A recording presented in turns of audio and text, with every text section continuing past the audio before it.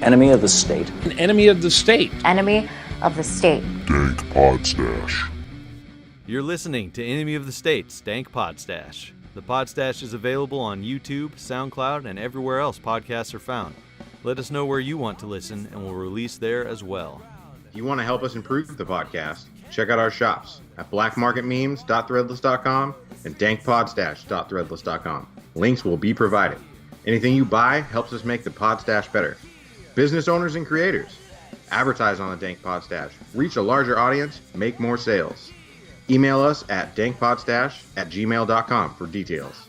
Washington State listeners, please check out Washington State Anarchists and Libertarians Facebook group. Help us expand the Agora face to face.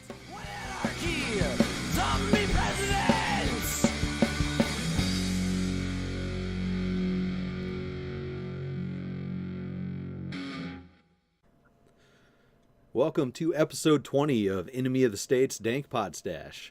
My name is Nick, and I'm joined as usual with my co-host David. How's it going, buddy? It's going great. It's pretty cold out here. I know it's cold on your side of the state too. Oh, for sure. I regret and apologize for making fun of the state of emergency thing you posted the other day.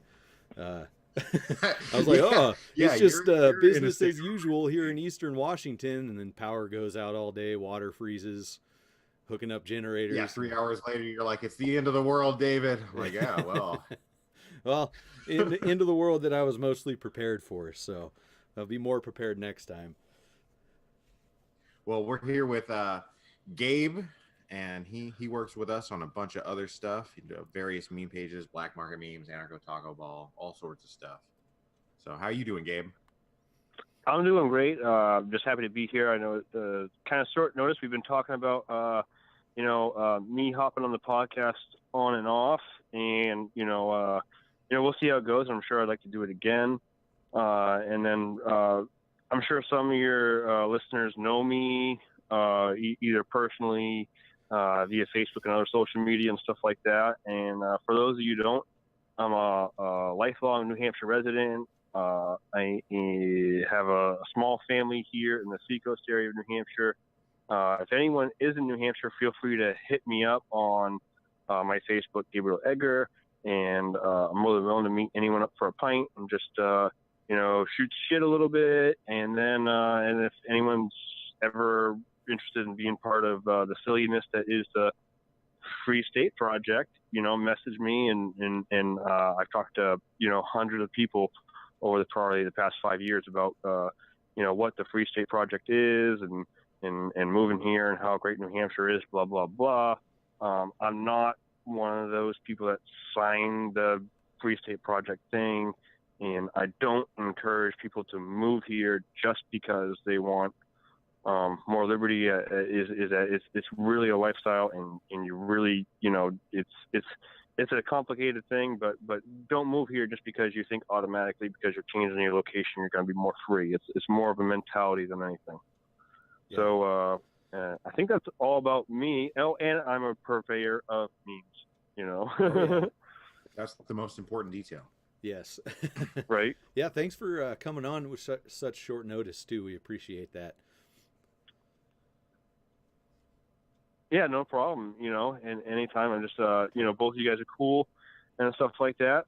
So it's kind of like one of the short notice things where we're talking about what are we going to talk about, and it's like. I like guns and stuff like that. So Nick and I said, well, let's talk about, guns for a few minutes. I don't know. Has that been discussed in the podcast at all in the past? Not much. Yeah, not a whole lot. Yeah. I'm not really perfectly prepared, but one of the cool things, like I lost all my guns in a boating accident, first of all. Sure. But one of the one of the cool new things that I'm doing right now that I have been looking into, and I'm sure a lot of the libertarian or anarchist types looking into, is the Polymer 80. And I mean, that's a specific brand, but there's a bunch of different versions. But basically, this is a firearm receiver that's not complete. It can't host all the components, and you can get it online or in the mail. I don't know if there's a cryptocurrency purchase option yet for any of them, but basically you can buy these receivers and then buy all the components, and you can finish them yourself at home, and probably some of them less than an hour's worth of work if you have a few simple tools like a drill or a file and things like that. I bought one recently, which is perfectly legal in New Hampshire for what that's worth, and me not knowing much about this sort of thing, I had one that was ready to function within about 45 minutes. So a neat thing, if you're like, I don't want to pass a background check because I don't think that I need my ability validated through the state or whatever, or if you're in an inconvenient area to even just get a firearm. Some of us are more rural and stuff like that, and sometimes you might have to drive an hour, hour and a half, 2 hours, and then you have to wait 10 days for a background check, and then all that noise. It might make sense logistically, and then obviously there's other people that have different reasons, and sometimes there's a neat little project to do. So right now, like, we have a lot of laws that are infringing upon quote unquote rights of owning firearms, and people have come up with alternative solutions to that, and so it's about the same cost as buying a regular firearm retail. So you're not going to save any money or anything like that. It's a neat little project, but on top of that, it's a good way to, if anything were to happen where it was virtually impossible to get a firearm, there's always ways around those sort of things. Yeah, that's awesome. That's a project I definitely want to jump into at some point, because it's just something I need to learn about as well, and so the skills I'd like to have. That and reloading. Yeah, well, reloading is cool, and on top of that, like, we get back into the legal aspect of it, is that, a lot of times they're talking about taxes on ammo, or, having to pass a background check for ammo, and I don't know what all the different states' laws are, but, what's the difference between buying a ingot of lead and melting down your own lead, and then, getting some brass from the local sand pit and some primers and making your own bullets? Obviously you're not going to cast your own brass and do all this stuff, but taxing ammunition is way different than taxing reloading components.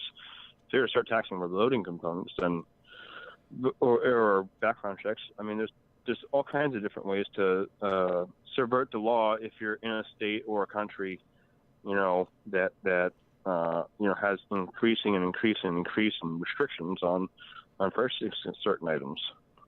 Yeah, it's all increasing here. I know that some states have enacted legislation that limits the amount of ammunition you can buy per year.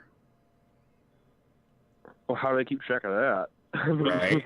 That's absurd, but I mean, it's what they're doing. I saw one. I was reading an article earlier this morning. I don't think it has passed or anything yet, but something in Oregon where it's like you get like 20 rounds or something. I think it was. I read, and I'm like, I didn't see what time frame that was in, but like 20 rounds, what? And things like only a 5-round capacity in a magazine or a clipazine. A clipazine. Sounds like California to me. Yeah. Right. I mean, I'm sure it's well intentioned. Like, I'm kind of like the patron saint of benefit of the doubt myself. Like, I'm sure it's well intentioned, but like think about, even if you wanted to have like the most reasonable, like, let's say we want to say only hunting and stuff like that, and only certain calibers. Let's say you wanted to ethically kill an animal. The military standard for zeroing a firearm is 38 rounds. Last I checked. I mean, I wasn't in the military, but that's and I'm sure someone can verify that or say I'm wrong. But I mean, if you wanted to make sure your rifle was shooting at zero at a certain range, you would need more than 20 rounds to do that. So if you're even talking about just hunting, or even in self-defense, making sure the bullet shoots where the sights say it's going to shoot, 20 rounds probably isn't enough to do that. So even in a home defense situation or a self-defense situation, 20 rounds in a certain amount of time, if you just purchase a firearm and then fire those 20 rounds, now I have to wait another 3 weeks or whatever, a month, to make sure the gun shoots accurate. That's, you know, it's you should be responsible for where that bullet goes. And if you don't know where that bullet's going, then that 20 rounds is I mean, it's not even training or military training. That's having 20 rounds at any one time is irresponsible, even just for getting your gun up and going and operating. Yeah, that was just a number that I pulled from that one article. So that probably isn't representative of, you know, states that have enacted those things. But like you were saying, with all those things that it would put a hamper on, also it's just staying proficient with your weapons. Like, how are you gonna, you know, be able to go out range and just put a few rounds down range and stay on top of using your weapon system? Now, it just makes no sense. Right. Yeah. And I mean, what it amounts to is keeping, you know, the poor people or working people or whatever, unarmed or less than properly armed. You know, ultimately that's the goal. Is they won't say it, they won't come out and say it, but I mean, they don't want people that can, you know, shoot politicians or shoot the thugs or whatever it is. And I mean, I wouldn't, you know, ever say that right now, today, and go extreme and say today is the day to do that. But, you know, when it becomes to do that, all of a sudden we're going to look around and say, oh, look, we have no guns and no bullets. Wouldn't it be nice if we could have Elon Musk save us, or, you know, Hercules, or whoever our hero is? That's the thing. They don't want people self-sufficient. You know, they want people dependent on them for help or dependent on somebody else for help. Yeah, dependent on them and helpless against them. It's interesting you mentioned the ammo, because I've seen people definitely on social media, but I can't remember which politician was saying it, but to stop the production of ammo in order to enact the best gun control. Just completely stop, and then all the guns are useless unless people reload. I'm sure they would enact different things to go and seize people's reloading and whatnot once it got to a certain point. But yeah, any control on the ammos, let alone the guns themselves, any control on the ammo, let alone the guns themselves, is just another control tactic, in my opinion.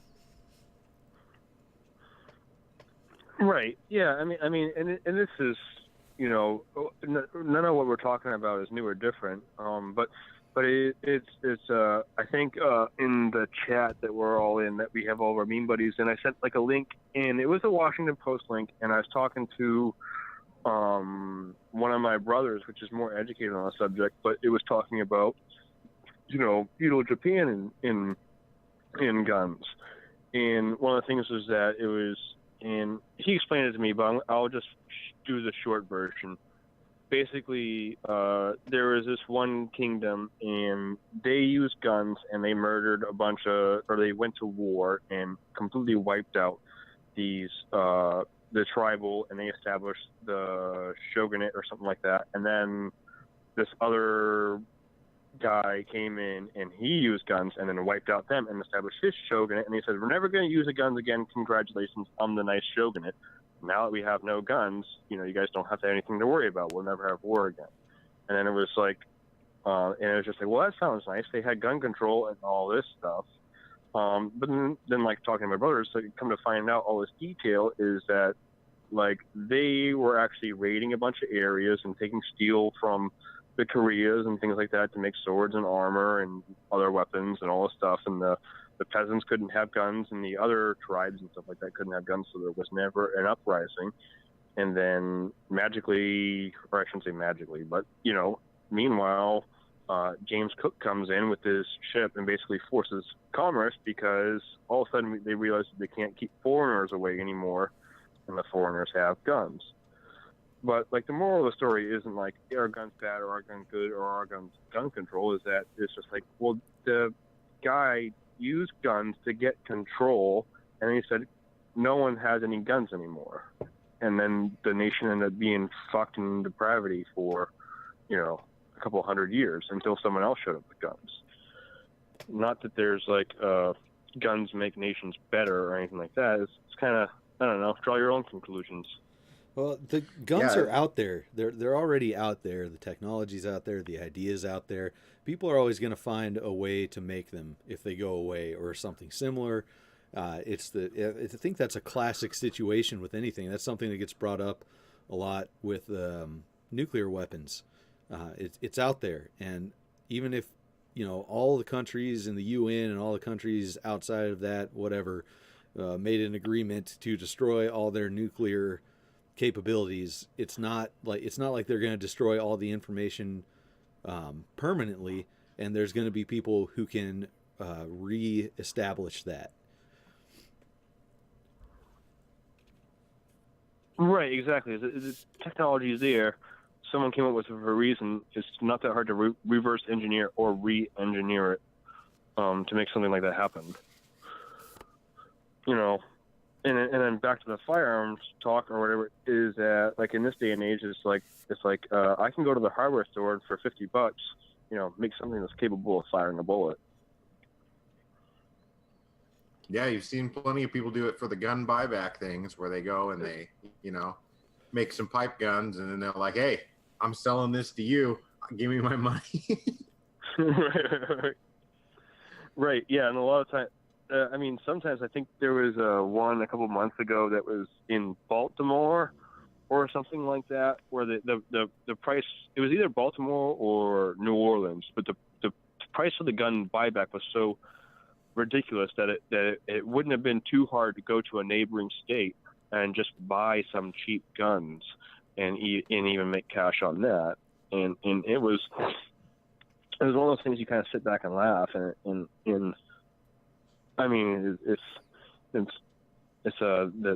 gun buybacks are probably one of the most hilarious parts of gun control, in my opinion. Yeah, absolutely. It's did you see the one they were doing a toy gun buyback to get kids on board with the idea of gun buybacks, and they were buying toy guns, Nerf guns, all kinds of shit from the kids. And it's just like, what is even the point of that besides indoctrination and wasting taxpayer money? Not that anyone should be paying taxes, of course. So this wasn't for like air rifles or stuff like that. This was for like Nerf guns and squirt guns. Yeah, exactly. It was crazy.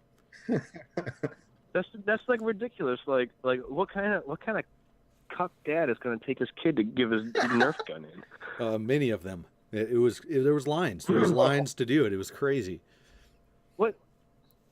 Well, I don't know, man. If somebody offered me some stupid amount of money to come turn in a bunch of Nerf guns, and they were going to pay me for some like half-broken Nerf guns that my kids trashed, I might be tempted to go do it. That's true. Taking the money. I guess that's a valid point. If you're giving me $20 a Nerf gun, and I have some of those like Nerf 6-shooter pistols around, I might have to go in. But am I going to take my son there?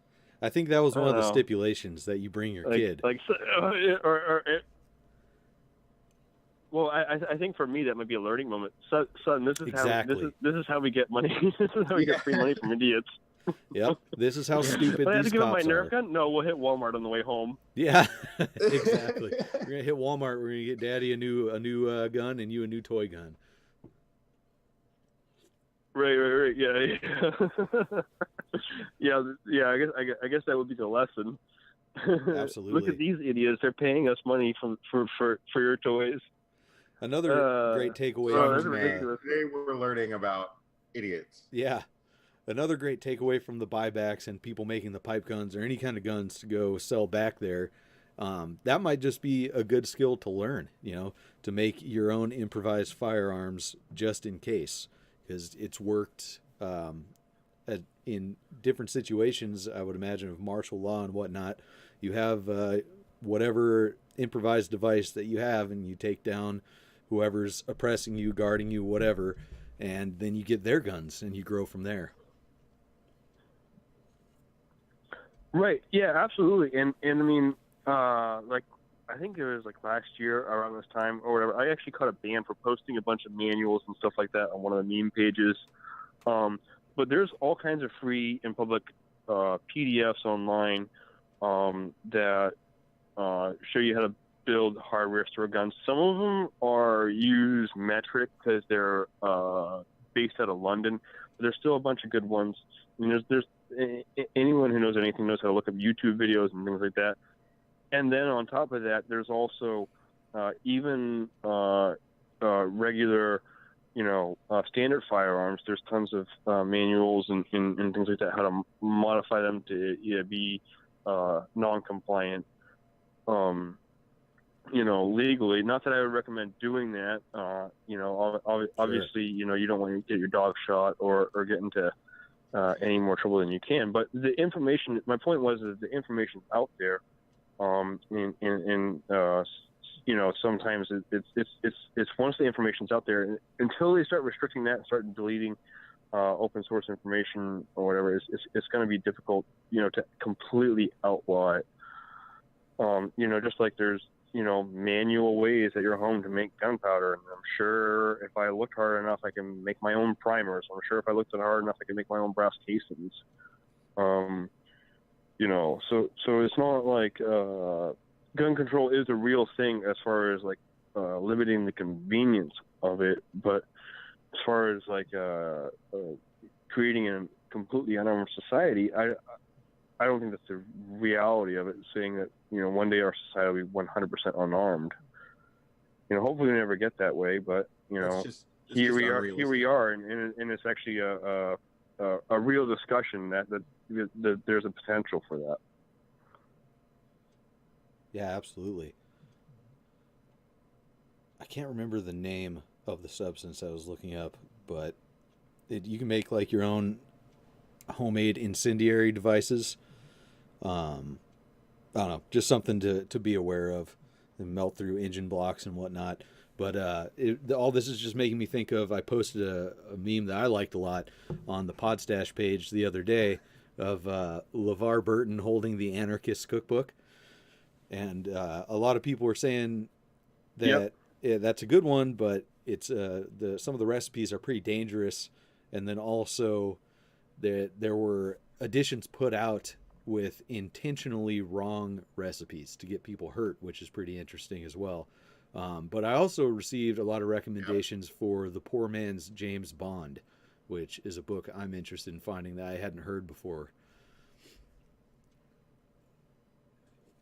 Oh, I haven't heard about that. That's one. Yeah, I haven't heard about that either.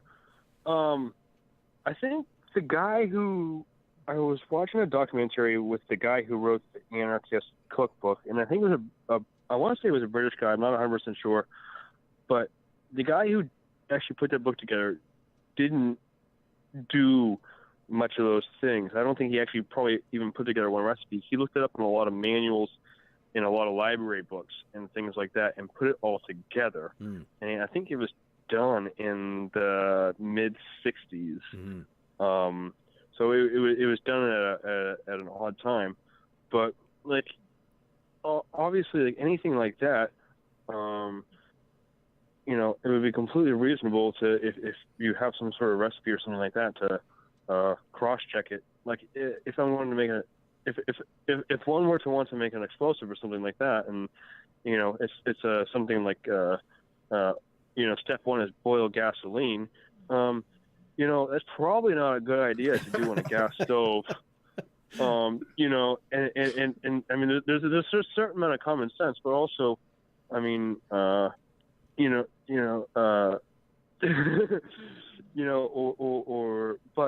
and also, where did he get this from? What's the source? So, is it from a military manual, or is it from some 12-year-old kid on that wrote something back in a library book back in the 60s? Yeah, for sure. Definitely check that. Probably learn about Tor browsers. Protect your searches.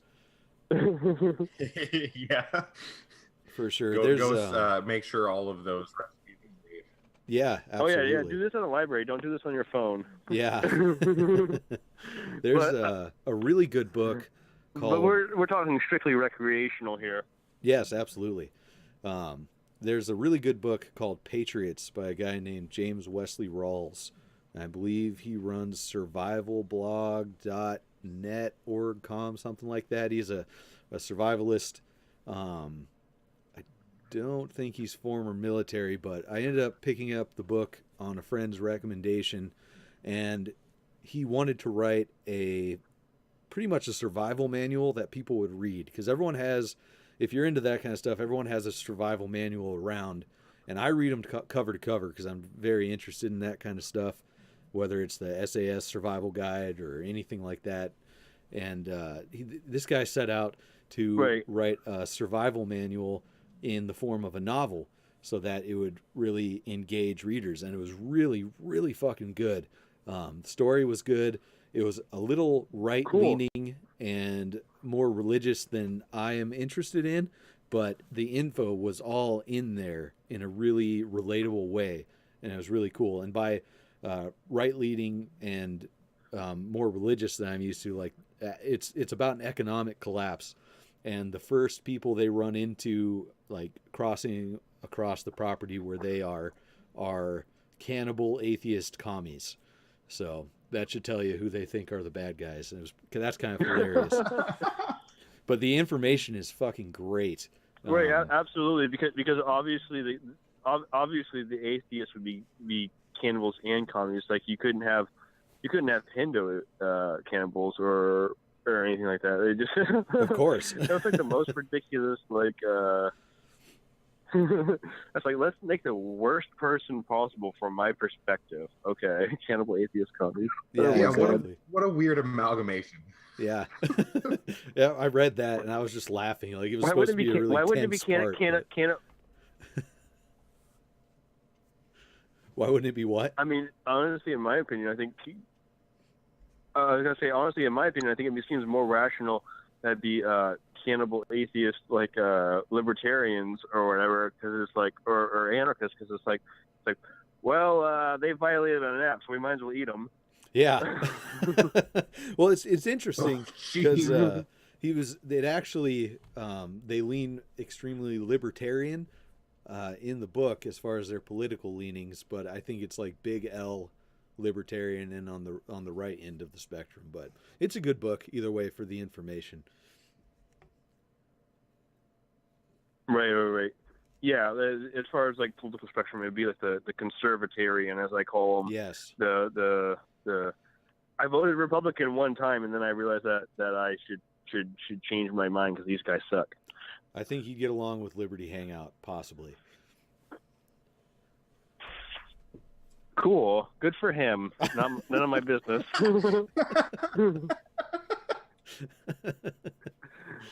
Oh, hey, we were talking about thinking of current events before this episode to touch on. There wasn't much, and I just remembered that what's it called? You know, brother and sister by birth and lovers by choice. They're engaged now, right? That's a fun current event. Oh, Kate and what's his name? Justin. Oh my god. I think his name's Justin. They're I can't so remember. Cute together. They're perfect for each other. Yeah. Well, if you like chicken ramen. I gotta compose myself over here. Oh. That made me lose it. What does he always say? What about something in brave? Stunning and brave. It is stunning and brave and illegal in most states. Yeah, very, very stunning and brave. So one thing I don't understand is what before they were Liberty Hangout, what were they? Like, was it he was on Liberty Hangout and then she had the open carry confrontation and all of a sudden she's a celebrity or a meme celebrity, I guess? I imagine they're Republicans that like, what's the backstory? What was going on? Like, were they anyone before? I don't think they were anybody. I mean, honestly. Okay. So they're just good meme fodder. Oh, absolutely. Okay. How about for current events? How about Bill Weld going to the Republicans? Oh shit! Yeah, I forgot about that. I just thought about that. I hear the Audacious Caucus takes credit for that. I think it would be funny Republican candidacy would be Bill Weld, Joe Lieberman. That'd be hilarious. Y'all gotta stop making me laugh. I'm not gonna be able to do anything but laugh. That's all right. It's good stuff. Yeah, I guess the LP is in an uproar, blaming each other for chasing Bill Weld away, blaming Bill Weld for being a piece of shit. And, it's all the same to me. I don't fucking care. It's just funny that what an uproar it's causing. They actually thought Bill Weld. Yeah, they actually thought Bill Weld could be the face of fucking libertarians. Endorses Hillary, gun control. Get the fuck out of here. Yeah. God. So, what's up? Yeah, I don't understand why you want to run that guy again. Like, why you even? I mean, he doesn't seem to be very exciting. I think if I was the LP, I'd rather run some sort of crazy socialist just to get the teenagers in, and change them from the inside or wherever they want to say. But I mean, Bill Weld seems like he's definitely weak sauce. The Libertarian Party just needs to really, really just admit that they don't want to be the Libertarian Party. They want to be the Republican Party 2.0. Or the Democratic Party 2.0, whatever. I mean, how many times I've seen so much from people in the LP. Just actually, it's a good thing talking about why the LP was started and to have a platform for anti-state stuff, and people getting disenchanted with the whole idea. But there's career politicians and scumbags in there who want to make money and find authority that they can hold on to themselves. Sad. Right. Well, I mean, it's also kind of funny. Like, now that I think about like the LP, is there like what's the term they use? We're the big tent. It's like they do. It's like this false duality. Like, we take Republicans and Democrats, but we're also principled, and it's just like, damn it, like the Republicans and Democrats aren't principled, and you're saying that you're principled, but you take them both. Like, you guys give me a headache. What's their new slogan now? Isn't it the Party of Principle? Oh, geez, I don't know. Right. I mean, people can change, people can learn, but when you're just trying to put a figurehead out there, it's pretty obvious they haven't changed or learned. Right. Yeah. But anyways, enough about that bullshit. That's none of my business. It's just fun to troll. Yeah, how about they all suck. Every single one of them. Everybody sucks. That's right. I gotta invest in a gallows business or something. How about we get into a little bit of your if you want to, your religious beliefs and how they tie into your beliefs in anarchism there, Gabe? Oh yeah, absolutely. So I am a Hindu. No, I'm just kidding. Yeah, I have all 7 crystals up my ass right now. Yes. No, I am a Christian. A God-fearing man. I raised my family like that. I was raised like that. And I mean, I know that there is like some Anarcho-Christians. Some would say no kings, no rulers, no gods, no masters, and things like that. And I would simply say no kings but Christ. And that's where I'm at. I'm a God-fearing man. So how does that tie into anarchism? How can you possibly believe in that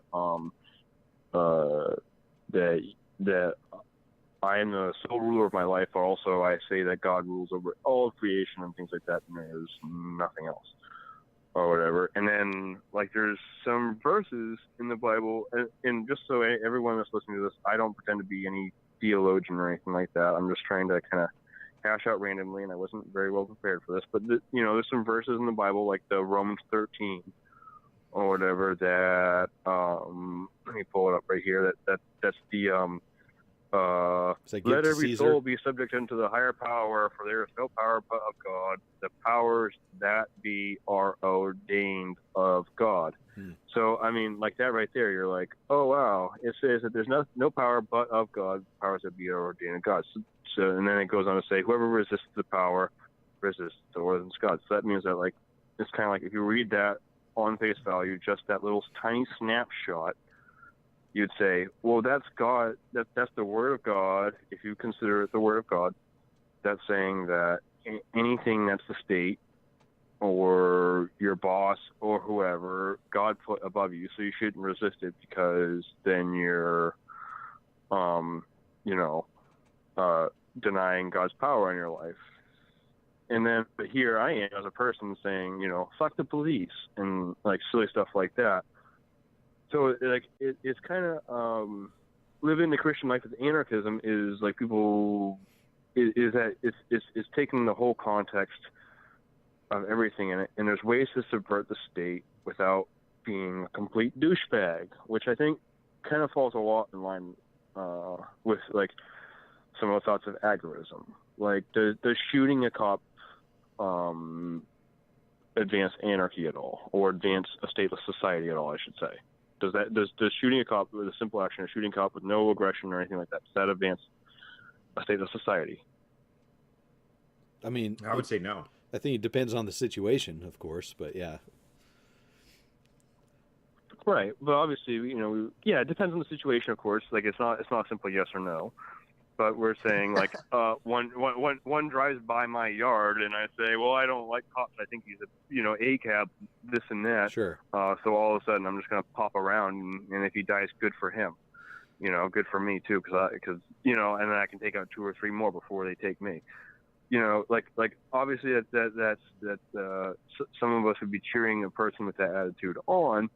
Good for them. They took out 2 or 3 of those, people that are oppressors and stuff like that. But like, does that advance a cause? Does it really change the landscape for a stateless society? Or I shouldn't even say a stateless society. Probably a better term, I think, would be a more free society. No, it doesn't. You can't just walk around killing people because you're the sole judge and jury. Right. But with that being said, is that like when you get into some of the solid Christian beliefs or whatever, is like you can look at things like, and this would be, let's look at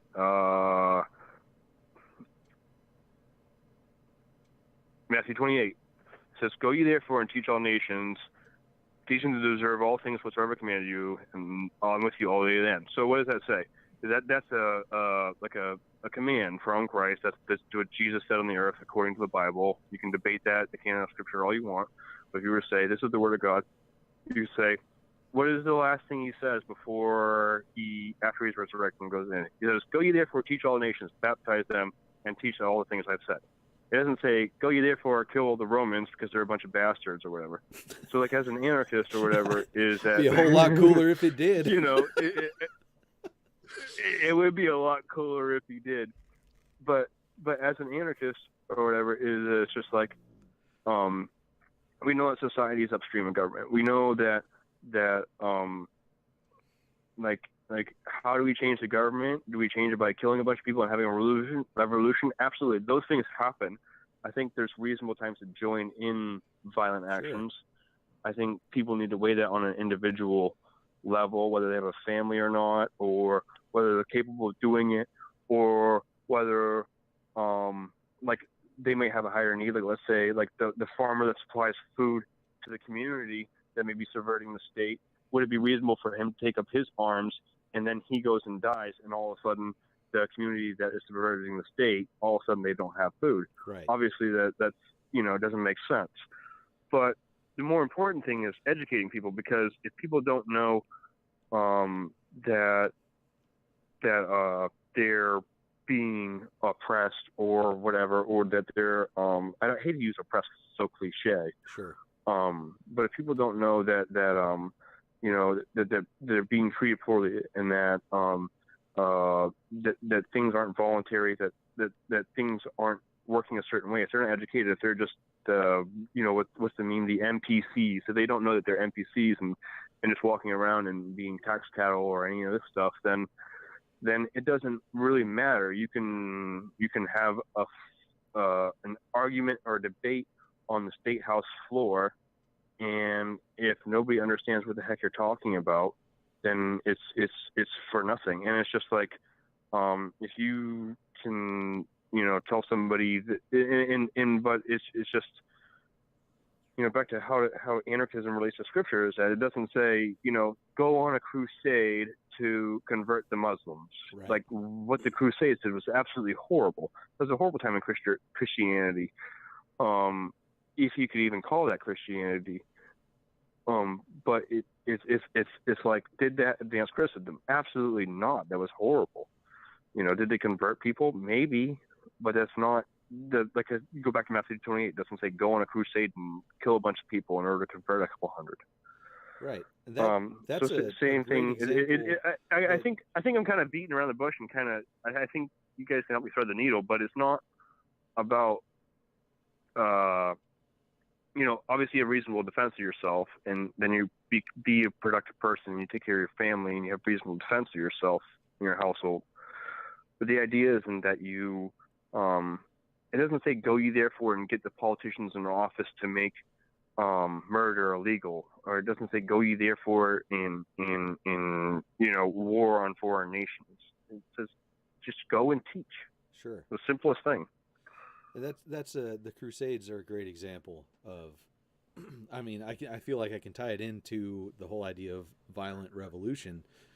You're forcing people, literally through violence and force, to accept your ideas. And in the case of violent revolution, I feel that it would leave a power vacuum because, like you said, people aren't educated enough to know to be free individually for the most part. And that's something to work on. I think it's very important to get the education, the culture change out there. And one of the things you say a lot in talking, outside of this, and you said it here, politics or society is upstream of politics. You got to change society to change politics. That's definitely true. Right. Yeah. And I mean that's kind of like my catchphrase, but I don't know where I got that from. I want to say it was like Ron Paul or one of those guys, but I mean it's true. You're not gonna make a law that's gonna change people's hearts. Sure. As far as go out and teach, I know a lot of people don't like him, but I'm pretty sure it was a talk from Mark Passio talking about Christianity. And one thing I gleaned from that I really liked was his idea around turn the other cheek. And that's turn the other cheek is not pacifism. It's turn the other cheek when you're rejected for bringing someone truth, knowledge, whatever. Go pick it up and bring it back to them when they throw it away. Keep bringing it back to them. Right. Yeah, I mean, and there's other similar concepts written in the Bible, like in the Gospels. I'm not a scriptural scholar, but it talks about you go into the different towns and you teach them and you teach them and you teach them, and if they don't accept your word, what you do is you just dust off your sandals and you go to the next town, dude. Yeah, and that's applied most days in our lives. Right. Yeah. And I'm sure you guys have done the same thing where you talk to somebody or you talk to a friend or a member of the family and it doesn't say have this huge hostile conversation. It just says, well, I'm all set with this. Well, we can still be friends, but I'm just going to dust off my sandals. Sure. Yeah, I really like how you're relating this.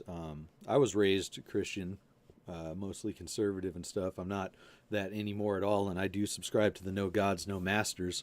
I have a pretty strong opinion on that, but I don't begrudge anybody else who wants to engage in their own nonviolent religious practices, and I even support anyone who does it how you're saying.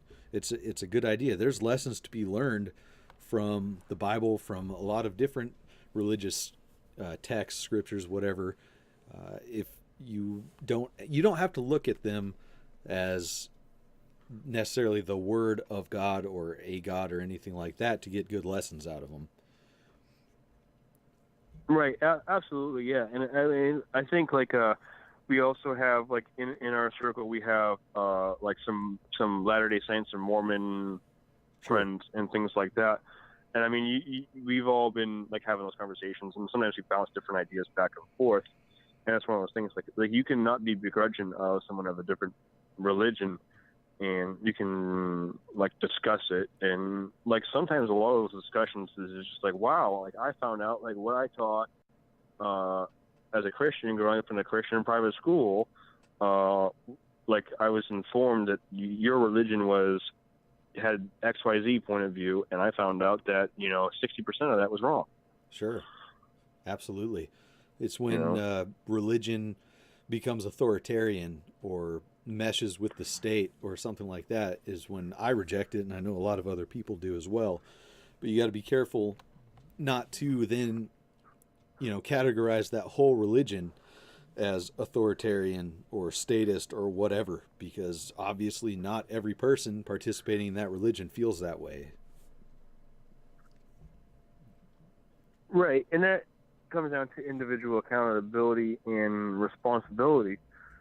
And I hate to go full American 1776, but a lot of people originally came to this country for religious freedom. That at the time, a lot of those nation states considered themselves either God's authority and the sole purveyors of religion, or at least assisting in that sort of way. And like I said, I'm not a history major, I'm not a religion major or anything like that, but there was a time where the King of England was the same as the Pope, and there was a time where a lot of these nations considered themselves the arm of the Pope. Mm-hmm. And a lot of people said, fuck that, let's get out of here. And they wanted to, worship their God how they saw fit. And a lot of them came here, and, there's whether they were right or wrong or and whose land it was, I think that'll be debated to infinity, but, they left for a certain reason. I think that's certainly, we can look at the facts on that. Yeah, absolutely. One thing I really like is a lot of the best, in my opinion, interpretation of, I don't know what Bible verse it is, but it's the give unto Caesar what is Caesar's. And a lot of people think, that's the Roman 13. Is that Roman 13? Okay. And I know a lot of people bring that up, like, pay your taxes. And it's like, look, motherfucker, Caesar doesn't own anything if you subscribe, to the Christian religion. God owns everything. So Caesar doesn't actually own anything, so you can't give him anything. Right. Yeah, it's the whole entire, if you take that scripture in like that one chapter in like in a nutshell by itself, it kind of does have a little bit of that, but it's kind of like that whole thing where like you tell someone you're an anarchist, or you say no kings but Christ, and then they go, well, but you pay taxes, and it's just like, I pay taxes so my family doesn't get killed. Sure. You know what I mean? Yeah, absolutely. It's sort of like that sort of thing. Like, render to Caesar's was Caesar's, but it's like, I'm not going to pay the most amount of taxes possible, and we're not paying taxes because I think Caesar, I think the state is my God. Like there's a reason why. There's a reason why politicians and things like that put in power over you, and it's not because they're so good or they're so just. It's because there's a plan. Sometimes the plan is to make people suffer for a while, so their kids or their grandkids can be better. There's a reason why the Nazis came to power. It wasn't because the Nazis were good people or they were just. It's because there was a future for Germany, and maybe we haven't seen that in our little narrow, 30, 40-year perspective of our lives, but it's you look into that verse or whatever is that it's not necessarily about, you should suck Caesar's dick or anything like that. Mm. It just says, God put them in power. They're in power for a reason, and you have to trust God's will at some point in time. I've heard, and it's just like it's like sometimes you have a shitty boss. If you're an employee and you're going from job to job, sometimes you have a shitty boss. Yeah. It's not necessarily like completely government. Sometimes you have a shitty boss, but sometimes you have this really shitty boss and you stick with the job forever, and all of a sudden your boss gets fired and you get the promotion, and then all of a sudden you're on the fast track or something like that. And it's like, that's not 100% what it is, but I mean, people twist it to mean that means that you should suck the state's dick, and it's not that you should pay taxes and the state is justified authority.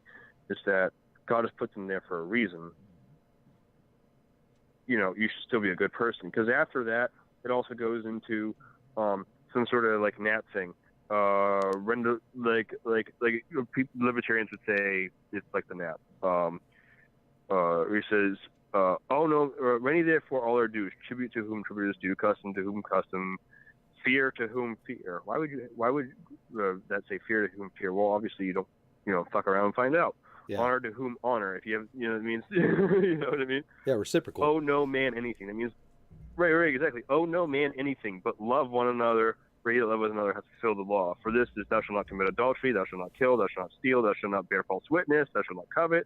There be any other commandment, it is briefly comprehended in the same, namely, thou shalt love thy neighbor as thyself. That is after the Romans 13 thing. That has all to do with how you interact with your neighbor. That has nothing to do with how you interact with the government or anything like that. Or, and so why would you have this short little verse who every little copsucker takes like the perspective, well, that means that we must have a government or whatever. No, this says there's a government above you for a reason. Don't worry about it. But instead of worrying about the government, treat your neighbor right. That's great. That's something that I really like, because I've said that multiple times on this show. There's a lot of people that get fixated on government instead of focusing on individual responsibility, like loving thy neighbor, treating people with respect and helping them find freedom, all that stuff. And I fall into that too. Sometimes you get fixated on the evils of government and you forget to fix yourself and help other people, and that's the most important thing. Right. Yeah, and I mean, so like Romans 13 is obviously one of the biggest verses that is the status Christians use, but I don't know how we're doing on time, but like I wanted to throw this one out there to temper it. Yeah, and this is from the scriptures in the Old Testament. This is 1 Samuel. So this is where the nation of Israel or Christendom or whatever you want to call it this is the first time. So background on this is that Earth was created. This is after the Israelites had the Exodus, and they were at a time of judges, so there's no kings necessarily. And then so Samuel was one of the judges. He was like a priest sort of thing, priest judge sort of thing. And then the nation of Israel, Samuel had a bunch of kids, and they were shitheels. And so the Israel came together, and they said, hey, your kids that are being the judges are actually pieces of crap. So what are we going to do? And then they said, let's have a king. And so let me look at this. And so they said, okay, God said to the nation of Israel, okay, you're going to have a king, blah, blah, blah. I'm paraphrasing. It says, this will be the manner of the king that shall reign over you. He will take your sons, that means military, and appoint them for himself. That means he's going to take your sons and make them officers for his chariots, his horsemen, and some shall run before chariots. He will appoint him captains over thousands, captains, this and that, blah, blah, blah. And then and they will set them to ear to his ground, reap his harvest, make his instruments of war, instruments of his chariots. And they will take your daughters to be confectionaries and to be cooks and to be bakers. So if you have a king, he's going to take your sons and he's going to take your daughters. His sons will be warriors, and then your daughters are going to cook for the king and not for your household. And they take your fields, take your vineyards, take your olive yards and the best of them, and give them to his servants. So that means that if you have a king, he's going to take your food and your crops too, and he's going to give them to his cronies. And then you will take the 10th of your seed and of your vineyards and give them to his officers. So that's the 10th of your seed, for those that aren't familiar with scripture, that's basically he's going to take your tithe too. And then he'll take your men servants and your maid servants and your goodliest young men and your asses and put them to work. Basically, it has this huge long list. It's a bunch of important stuff to a functioning household at that time. And this is kind of like a warning. And so the people of Israel said, hey, we want a king. And then there's almost this whole entire chapter dedicated to being like, well, he's going to take some of your wealth. No, it doesn't have like one verse that says take some of your wealth. He's going to take all your shit and then use it for warring and feeding his own cronies. Like that's what the Bible says about having a king. And God spake. And it's not taxation is little theft. Right, exactly. He's literally saying like, okay, you want a king? It's not like he's going to take a little bit. He's going to take everything. And it's literally a whole entire chapter. Not the Romans 13 is what the states say. That's half a dozen verses. And then here you have 22 verses, a whole entire chapter of a book saying basically like, fuck a king. Like, why would you ever want to do that? And then they still said, well, no, we think a king sounds nice because then, we don't have to listen to God. We have to listen to a king instead. Yeah, lazy asses. It's what's happening now. It's what's always happened. Sorry, go ahead, David. Right. I've just never heard those verses that he just listed off. That very much sounds like, they're like, hey, we want a king. And God's like, are you fucking sure? Mm-hmm. Like, and they're like, yeah. And he's like, well, okay. Yeah. Right. I mean, that's pretty much like in the ridiculousness of it is that like what I read, I was reading it fast. I hope I wasn't mumbling too much, but is that it's like one of those things where it's just like you think about our households today is that it's just like, okay, well, your son's going to go to the military. Your son's, not your son. Your son's going to go to the military. Your daughter's going to be a cook for the states. We're going to take your vehicles.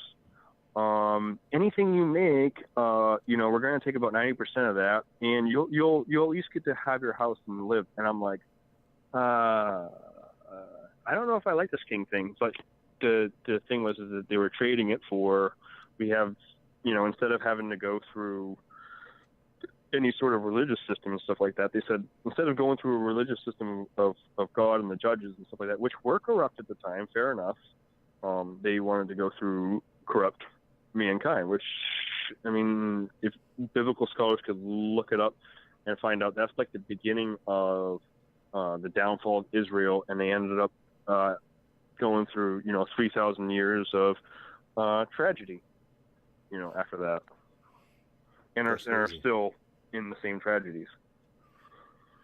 Nuts. Well, that was super interesting, man. There's a lot of stuff I didn't expect you to relate. Yeah. Between anarchy and Christianity, for sure. It's just ramblings, and I'm sure I could get criticized by non-religious and religious scholars alike, and I'm welcome to it. I'm just some guy. Everybody will criticize everybody all the time. I implore people to take the time to listen to people's opinions, especially on this subject. I wasn't as open to Christianity and anarchism like being intertwined or any of the things that like that until I met people like you and some other people in the group chat and other people through social media that I sat down and I took the time to listen to and realized, wow, like this actually like makes a lot of sense. I'm not into it for me, but I can see why that makes sense to them completely, and I'm all for that. Yeah, absolutely. And then sometimes I try to temper it. Like sometimes I'm kind of like, am I trying to make my Christian views geared towards anarchy or my anarchist/agorist views geared towards Christianity? And I think we all have a little bit of that in our lives, like kind of like, am I okay, like with my own like sort of subjective morality, blah blah blah thing going on.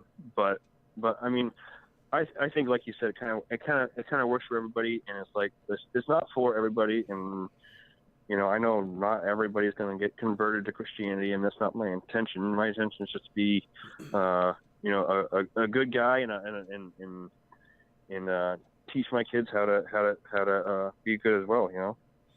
That's great, man. That's all anyone can ask for. Dude, that was an awesome conversation.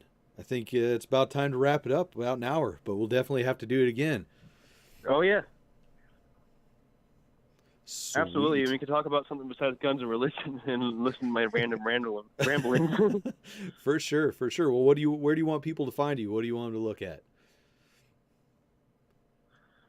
I'm with Dave, and I don't know if Nick's on it as well, but Black Market Memes, and then some of my stuff is also on Anarcho Taco Ball, and then you can follow me on Facebook. I'm Gabriel Edgar, and then my backup is Francis Castiglione. So, that's easy enough, and either follow me or don't, send me a friend request, and check out the meme pages. Hells yeah. All right, my dudes. Good talk. We'll catch you all next time. All right. Sounds good. Thanks, guys. Thank you. David, you there? You want to say bye, David? Oh, yeah. Yeah. Thank you. All right. See you later.